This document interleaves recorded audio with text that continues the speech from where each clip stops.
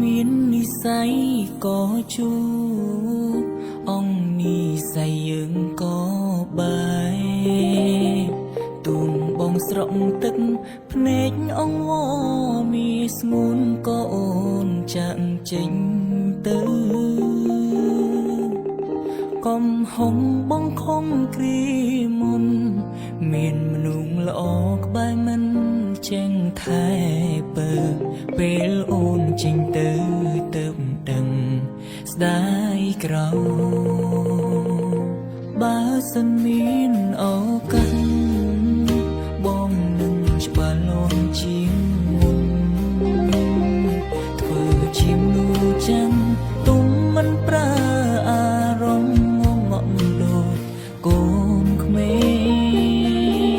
ងឆ្អែតចិត្តអូនក៏ដើរចេញបើកបែងដងតទួលបរំផ្សេង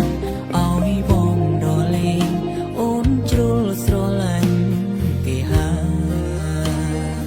បើមិនមែនជាគូកុំអោយជួបគ្នាមាននិស្ស័យត្រឹមជាសង្សារគ្មានវា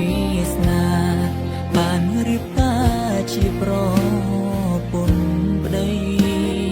អ្នកក្រោយគេច្បាស់លងគេបានប្រានស្មួន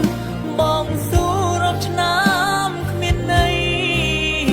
គេប្រើពេលខ្លីយំស្រីចេញពីទ្រូងបង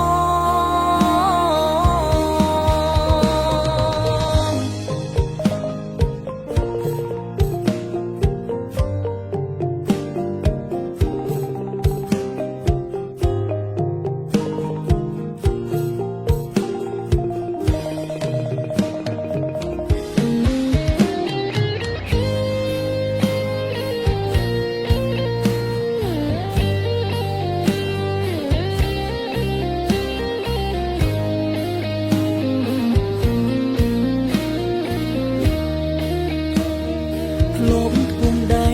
សន្យាពាក់ឈុតរៀបការនឹងគ្នាចុងក្រោយអងវេលាអស់សិតទីមទាបាននៅក្បែរប្រាណស្រីសល់ត្រឹមពាក្យសងសាចាំងគេម្នាក់នោះមានឈ្មោះគឺជាប្តីបងត្រូវរីងរៃរូក្នុងស្រមោលអាដឹកបើមិនមែនជា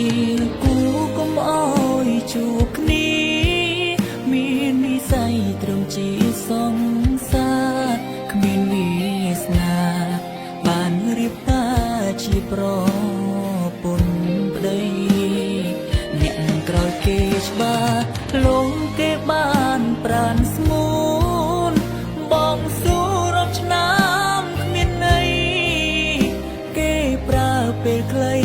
យំស្រីចេញពីទ្រូងបង